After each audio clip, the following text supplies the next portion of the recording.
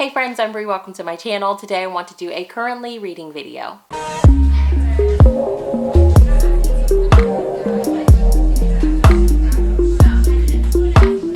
If you're new to my channel, how I like to do my currently reading videos is I will quickly go over the books that I have read since posting my last video, and then I will get into the books that I'm currently in the middle of, as well as the books that I plan to pick up over the next couple of days. So since my last video, which was my reading vlog to the romance takeover buddy read that I hosted last weekend with a group of friends, I have finished 4 books. And the first one that I finished is one that I mentioned briefly in that vlog, and that was Accidentally on Purpose by Jill Shalvis. I ended up rating this a 4 out of 5 stars. It's book 3 in Jill Shalvis's Heartbreaker Bay series, and honestly this was the couple that I was most excited to read. It follows Elle and Archer, and out of this group of friends in San Francisco, their own little corner of this big city, they are kind of the tough ones out of the group. I was really anxious to get to their story and get more of their backstory and see where their friendship kind of came from, and I just really loved it. It's full of Jill Shalvis's wit and humor, and I just love this series so much. Next I read When You Got a Good Thing by Kait Nolan, which is book 1 in her Misfit In series. This is my second Kait Nolan read. I read a couple of weeks ago a novella by her, and it was literally like 20 pages, but I really wanted to read some more of her books, and this one was really good.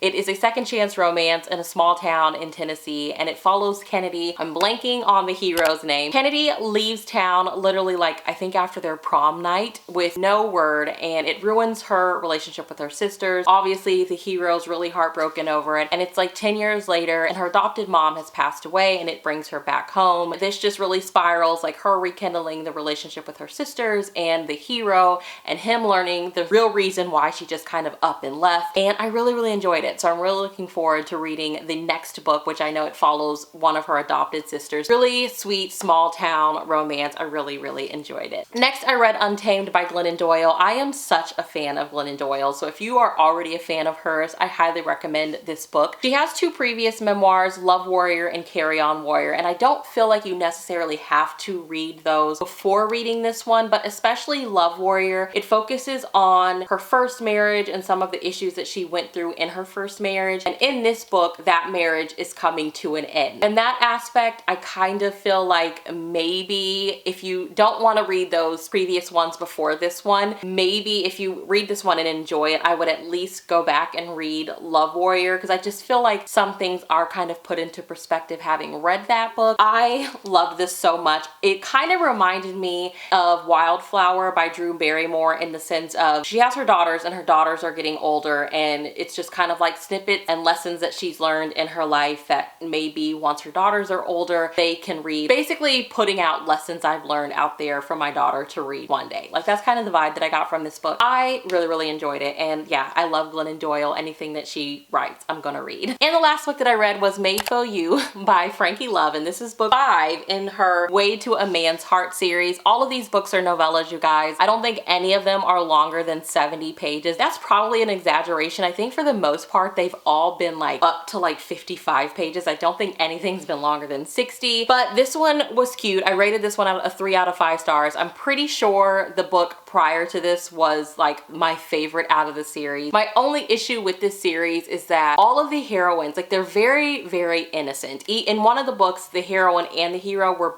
both innocent, so I didn't mind that, but for the most part like all of the heroines have been like these really innocent virgins, and while that's really sweet and I know it's very realistic, it's very real for some women's lives, as a romance reader and for like a genre that's written for women by women, I just kind of question like who are we saying gets a happily ever after. So it's just kind of something that I'm a little tired of seeing, because I don't feel like it's realistic of all women. It's still a really fun series. If you're looking for quick reads, I highly recommend picking these up. And as far as what I'm currently reading, so I have so many books on NetGalley that I need to make my way through, so I'm trying to do better with those, and I'm currently making my way through one, and that is Hooked on You by CATHRYN Fox. This one does release in April, and it's coming out from Entangled, and so far it's really cute. It follows this woman named Kira and Nate. It takes place in Canada, and Kira is from British Columbia, and she goes to Nova Scotia. Her grandmother has passed away, and her mother inherited the grandmother's bed and breakfast, but Kira's mother wants nothing to do with this bed and breakfast. So she sends her out there to basically sell it. She gets out there and she has a couple of run-ins with this local named Nate, and then Kira finds out that, yeah, the bed and breakfast is still up and running. It's basically been running itself. There's a group of fishermen that use it. They do all of the upkeep. It's basically paid for by an honor system. And Nate is one of the guys that's been staying there. She's under the assumption that he's a fisherman, but he's low-key this big like CEO billionaire. It's cute so far. It's a new to me author, so I'm just really getting used to the writing style. Nothing has really blown me away as of yet. I do feel like in the beginning, like I'm literally 5 chapters into it, and there's just been like 3 back-to-back run-ins where Nate has had to like sweep in and save the day for Kira, and she's like this mathematician and she doesn't want people to know. And I'm like, girl, if I was good at math and was a mathematician, I would be screaming it from the top of the world because I suck at math. It's taking me a little bit to get into, but I'm going to keep pressing through. It's about 318 pages, so I am just really a slow reader with my ebooks, but I really want to get this done because I have so many others that I need to get to. So another one that I want to pick up this weekend is the next book in the Heartbreaker Bay series by Shalvis, and it is a Christmas romance, and that is Chasing Christmas Eve. This is, I believe this is Spence's romance. I don't know who the heroine's going to be. I'm just going to go into it blind. I have the audiobook checked out from the library. These are really quick reads for me, so I'm really excited to pick this one up. Honestly, I just want to make it through this series because she has a couple of other series that I've been eyeing and I just really want to get to. Another one that I want to pick up this weekend, I don't really have any plans on finishing it this weekend though, is One Perfect Summer by Brenda Novak. This is her new release. It literally just came out this week,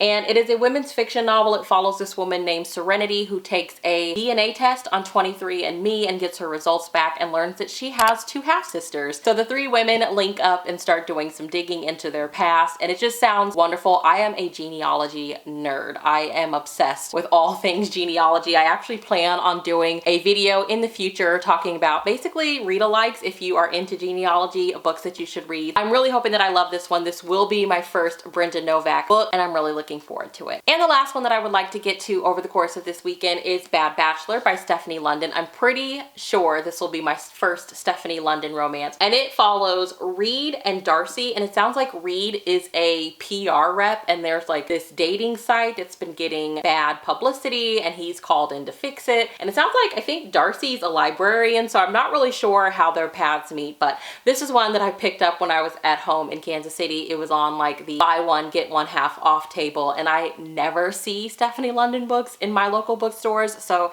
I had to have it, and I'm just really determined to get some of the books actually on my shelf read. So when I saw that Hoopla had the audiobook, I was like, let's go ahead and download it and actually get the book read. So those are the books that I've recently read, as well as what I'm currently reading and what I plan to pick up. Let me know down in the comments below what you've recently finished or what you're currently in the middle of. I would love to hear. As always, thank you so much for watching, guys. Have a great day. Bye.